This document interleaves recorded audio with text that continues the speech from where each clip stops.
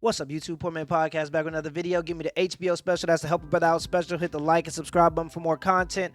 Today's video is going to be students think America oppresses women. Then they hear about Afghanistan. Let's get right into the video.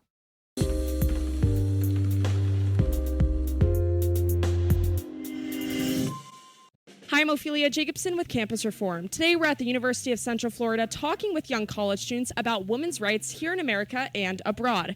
Do college students think that women are oppressed here in the United States of America? And what happens when they find out how women are treated under the Taliban in Afghanistan? Let's find out. Would you say that women are treated unfairly in the United States? Yes, I would say so. Yes. I've quit so many jobs because of the way I was treated at work. Definitely. I think that there's a lot of institutional factors that play into that, especially when you think about just like unequal pay. We already have a lower pay wage, even if we're overly qualified for the position. There's still a lot of traditional, I guess you could say, perspectives on what a woman should do and what a woman shouldn't do. And I'm just going to jump in here because she was talking about the whole wage gap thing. If you are overly qualified, especially in a capitalistic society, if you're overly qualified and underpaid, people are going to go crazy to hire you.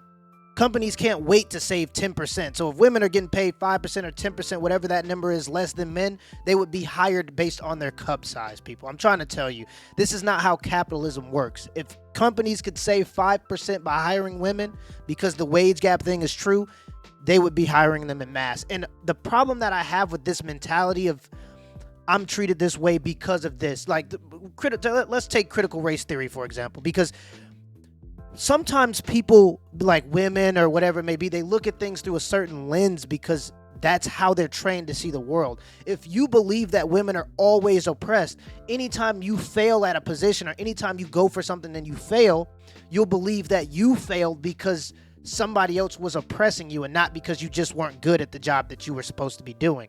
For example, I had a woman on the there was a girl that was on my high school football team, right?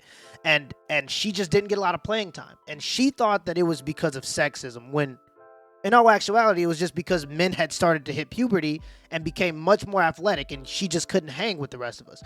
And so for a decent amount of time, she went through life thinking that she wasn't on the team or getting as much playing time because she was a woman, when the truth was she just wasn't good at what she was supposed to be doing. This same thing goes for black folks too. And I'm not saying that it doesn't exist, but if you aren't getting the position, it's probably because you haven't worked on the skills enough. Because in a capitalist society, people are seeing green more than they see black and white nowadays. I'm trying to tell y'all right now. And if you can make a company money, if you're better than the next man at the job, you're going to be the one for the job. And if you get fired because you're a woman or because you're black, another company will hire you because they'll see the skills and the value you bring to that company. So just because you fail at something, it doesn't mean it's because the whole system is unjust. Maybe you should look at yourself and see how you could be better at that position or at that job so that next time, and even if you are good at the job, sometimes it comes down to how likable you are. Oftentimes, the people that get the promotions aren't the people that are the best at the jobs. And I'm sorry to say that that's the case. You look at majority of CEOs and they're over six feet tall, when only about 10% of the population is over 6 feet tall. They overrepresent at the CEO position, and it's because it depends on how you look. It depends on how likable you are sometimes. So you could be the best man at the job, but if you don't get along with other people on the team, companies aren't going to want to hire you. And that's something you got to look inside yourself and find. You can't just blame it on everything else, or you'll never, ever change. So let's continue the video. Yeah, there are definitely some unfair treatment in some aspects. Would you say that women are oppressed here? Yes. Yeah. Yeah, absolutely. But it's primarily, of course, there's the intersection of not just being a woman, but also being a woman of color or a poor woman or an immigrant. Yeah, I mean, there are things that make it hard. Would you say it's hard to be a woman in the United States of America? Yeah. So hard. Yes, I do. Yes. It is. It is, yeah. 20 years ago, we first invaded Afghanistan after 9/11. But before the U.S. troops invaded Afghanistan, the Taliban was in control. And under the Taliban, women weren't allowed to have a job. They weren't allowed to get an education. They weren't allowed to hold a position in government. They were being beaten and killed under that government.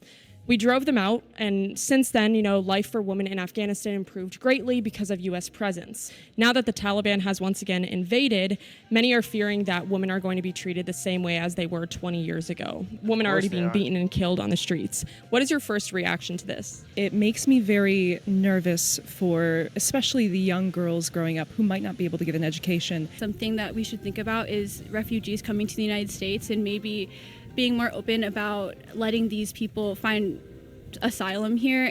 Oh, no. Why would you want to do that? Why would you want to do that if women here are so oppressed and so beaten on and held down and all this? Why would women over there want to come over here? Says it all. Unless so you're just going to take away their hard work that they earned to get those positions because it opposes their personal views. If they worked hard for that, who do you Doesn't matter. That's the real definition of oppression. Too bad. Stay in the house while the man does all the work. Like, what? Terrible. Honestly, I don't know what more to say. It's kind of a really extreme version of sexism and misogyny. It's awful. I think that the U.S. should take in as many refugees as they can. Looking at everything that women are dealing with right now, what they're going to deal with once the Taliban becomes even stronger, does that kind of change your perspective about how women have it here in the United States? Yeah, it could be worse here. It could be as bad as that, but that is definitely easier for us to be a woman here compared to that, yeah. Ooh, see, I feel like both parties are oppressed. I don't want to say one has it worse than the other, but it is a... So you wouldn't say that being beaten and killed is worse than maybe just having a lower wage? No. That's why I'm like, ooh... I feel so, because it's they're both forms of oppression, but that is a lot worse than what we're going through. Yeah, we have it better. We do. I think it does. I mean, compared to what's happening in Afghanistan, I do have more basic rights. Oh, yeah, for sure. I mean, we still got it a lot better than many other women in other countries around the world. Right. Obviously in other areas it's a lot worse. With that situation now that I know, obviously there's not as much as to complain about here than over there. Do you think we have it pretty good here?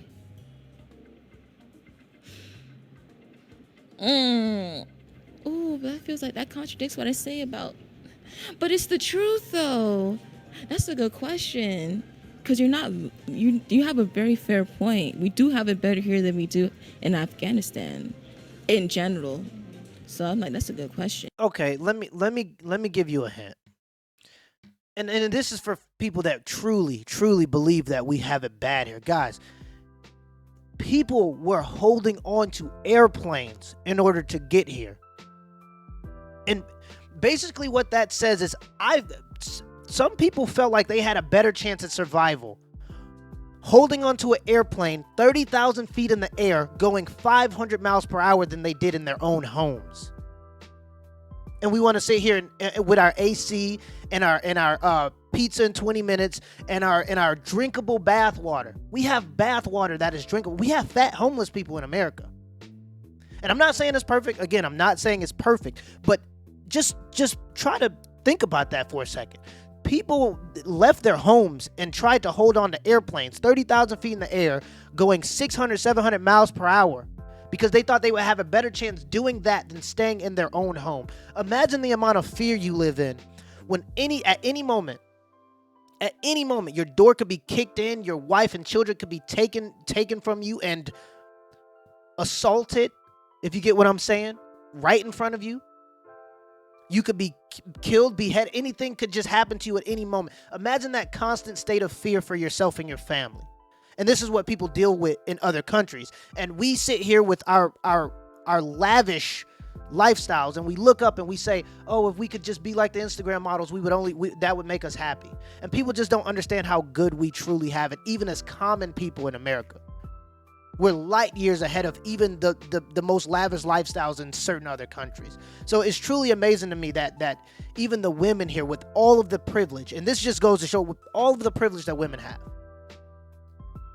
can just sit back and complain and even question the idea that other countries have it or we have it worse than other countries when it comes to gender roles and when it comes to women being oppressed or whatever it may be. It's absolutely ridiculous to me. But let's continue the video. but I feel like it contradicts what I just said. Do you think we have it pretty good here? Yeah. We have it pretty good here. Yeah. It's definitely better than how it used to be and better than a lot of other places. I guess, yeah, I would. I mean, people aren't being like murdered just for being women on the street. Exactly. Does it make you appreciate being a woman in America more? Yeah, a lot more.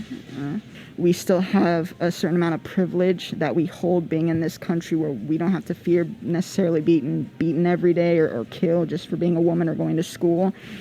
So that's going to be definitely something women here and in other first world nations should really, if they want to get involved, have solidarity with the women there in Afghanistan. Exactly. Just final thoughts on the video. Guys. I mean, is there anything more American than seeing, or it's the lack of how much information you have. And this is why I tell people, if you have the money, guys, if you have the money, girls, if you have the money, travel as much as you can, as long as you can afford it. And when I say afford it, I mean you have a certain amount of money set aside and you're actually being responsible with your finances. You can't just be traveling if you ain't got the money to do it. But if you do, it's a great investment because it changes your perspective. It allows for you to come back and say, hey, if I want to be successful, I have to work on myself, because it's obviously worse in majority of the places I've been. I've been to 12 different countries, me personally, and I can tell you right now, there's no place like home to me. Now, other people might go out and they may say, I like this place, I like that place, but I'm telling you, the place where it's best is the place where people are holding on to planes to get there. So, yeah, that's my thoughts on that. Till next time.